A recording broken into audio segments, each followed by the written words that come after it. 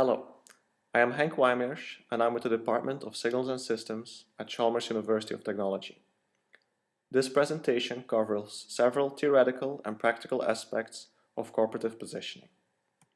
Cooperative positioning is useful in various GPS challenge environments, such as urban canyons, large indoor environments, in search and rescue operations, and asset tracking, among many others. The work I will present was carried out at the Wireless Communications and Network Sciences Laboratory at MIT and was sponsored by the following funding agencies: the Office of Naval Research, the National Science Foundation, the Jet Propulsion Laboratory, and MIT's Institute for Soldier Nanotechnology. This is the outline of this presentation. I will briefly describe the cooperative positioning problem and then move on to the mathematical machinery to solve the problem. This leads to an algorithm we call SPAWN for sum product algorithm on a wireless network. We will show some simulation results as well as results from a small-scale testbed. We end with conclusions and some pointers to background papers. So the problem formulation. The problem we consider is the following. We are an agent with index I and a certain state x at time 0. The state can be a position, an orientation, a velocity, etc. For the sake of simplicity, we will focus on two-dimensional positioning. The agent here could be a GPS receiver, a UAV, a cell phone, whatever the application calls for. The agent moves around in his environment, and at a later time slot 1, he is in a different state. At that state, the agent can communicate with the fixed infrastructure. So the fixed infrastructure could be GPS satellites, Wi-Fi access points. Again, whatever, it depends on the application. We will call the fixed infrastructure anchors.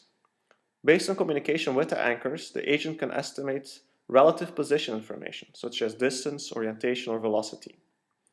Later, the agent moves again to a different state and can communicate with other parts of the fixed infrastructure. This scenario is very similar to standard GPS. Now, contrary to standard GPS, we consider the agent to be part of a network, where agents can communicate with neighboring agents, and based on this communication, the agents can also determine distances or angles with respect to those other agents. So there's much more information present in the network. Now the overall problem becomes the following. For every agent, say agent I, at time t, the agent wants to know where it is right now, given all of the information present in the network up to time t. To solve this problem, we're inspired by the work of Thomas Cover, and he states the following. Theory is the first term in the Taylor series expansion of practice. So our view is to figure out a regular solution based on Bayesian inference rather than ad hoc solutions. Before presenting our algorithm, we will make a short digression to the world of Bayesian inference and factor graphs. In inference, we would like to estimate a parameter, say x, based on an observation, y. For the sake of simplicity, we consider the observation y to be fixed, frozen. So based on that particular observation, we want to estimate x. In Bayesian inference, both x and y are considered as random variables. So they have a joint distribution, which you can factorize in various ways. So we see here 4 different factors, and they all have different names. P of x is the prior distribution, which tells us what we know about x before observing anything. P of x given y, shown in yellow, is the posterior distribution, which tells us what we know about x after observing y. Then P of y given x is the likelihood function, which is now considered a function of x. So remember that y is frozen. The likelihood function is not a distribution over x, so summing over x does not yield 1.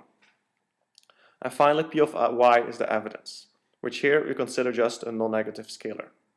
And remember, y is frozen.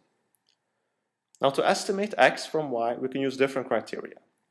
2 very popular criteria are the MMSE and MAP estimators, which are both optimal in a certain sense. The MMSE estimator minimizes the expected L2 error and is given by the mean of the posterior distribution. The MAP estimator minimizes the probability of making a wrong decision and is given by the mode of the posterior. The problem with both of these estimators is that we need to explore the whole space X, And when x lives in a very large dimensional space, this quickly becomes intractable. A different type of estimator is the element-wise MMSE and map estimator, where we try to find the mean or the mode of the marginal posteriors. Now the space of xi's to consider is very, very small typically, so computing a mean and a mode is very easy. On the other hand, computing all of the marginals in an efficient way is not a simple problem. And this is exactly where factor graphs come into play. For our purpose, a factor graph is a graphical representation of the factorization of a function. In particular, we look at non-negative real-valued functions. Given a function, say f, with 4 variables and a certain factorization involving factors fa, fb, fc. The factor graph corresponding to this factorization can be drawn as follows. We draw a factor vertex for every factor, fa, fb, fc. Then we draw a variable vertex for every variable, x1 through x4. Now we see that x1 appears in fa, fb, and fc. So we start drawing edges between the variable vertex x1 and the factor vertices fa, fb, fc. We can do the same for x2 and x3 and x4. This is the entire factor graph. Now the sum product algorithm is a message passing algorithm on a factor graph. One way to visualize this is by considering the vertices as computers and the edges as communication links. The computers then compute the information and send those as packets or messages over the links. The hard part about factor graphs is to understand exactly what those messages are. Now messages are real-valued functions of the associated variables.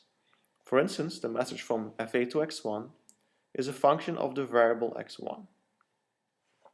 Once all of the messages have been computed, we can determine the marginals. For instance, consider the variable x3. There are 2 messages related to x3, one from fc to x3, shown here, and another one from x3 to fc, shown here. The marginal of x3 is now the pointwise product of those 2 messages, shown like this. Of course, we can do the same in parallel for all the other variables. Now we haven't discussed exactly how the messages are computed. The sum product algorithm consists of 2 rules. Messages from variable vertices to factor vertices, which are just multiplications of other messages, and messages from factor vertices to variable vertices, which involves multiplications and summations, hence the name sum product algorithm. In practice, one has to be careful in applying the sum product algorithm to graphs with cycles, as the resulting marginals are typically not exact, and they're often called beliefs, leading to the name belief propagation.